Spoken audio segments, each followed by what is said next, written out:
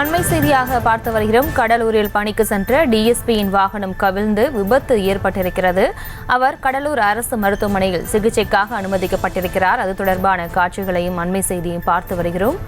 கடலூரில் பணிக்கு சென்ற டிஎஸ்பியின் வாகனம் கவிழ்ந்து விபத்து ஏற்பட்டிருக்கிறது.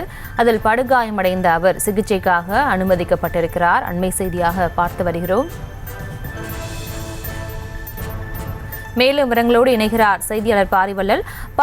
வணக்கம். தற்போது கடலூர் டிஎஸ்பியின் வாகனம் விபத்திற்குள்ளாகி அவர் அரசு மருத்துவமனையில் அனுமதிக்கப்பட்டிருக்கிறார். தற்போது அவருடைய நிலைமை என்னவாக இருக்கிறது? விவரங்கள். பிரியங்கா, கடலூர் மாவட்டம் குற்றத்தடுப்பு பிரிவின் டிஎஸ்பியாக பணிபுரிந்து வருவர் ராமதாஸ். இவர் அலுவலக பணியா பரங்கிப்பேட்டையை நோக்கி தனது வாகனத்துல சென்று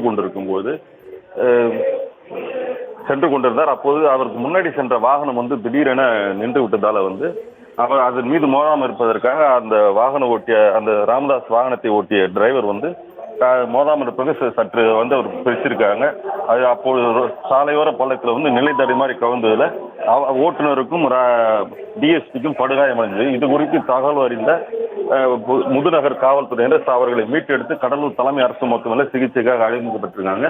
அங்கு அனுமதிக்கப்பட்டதுல அவருக்கு லேசான காயம் இருக்கிறதுனால அவர் உயர் சிகிச்சைக்காக அங்கேயே அனுமதிக்கப்பட்டிருக்காரு. அவர் தோள்பட்டையில அடிபட்டதுனால எலும்பு சற்று முறிவு ஏற்பட்டுக்கலாம் என்ற அச்சத்துல அவர் இப்ப சோதனையில் ஈடுபட்டு இருக்காங்க.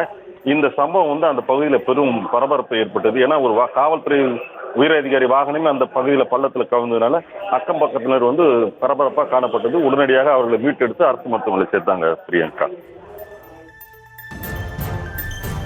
விவரங்களுக்கு நன்றி.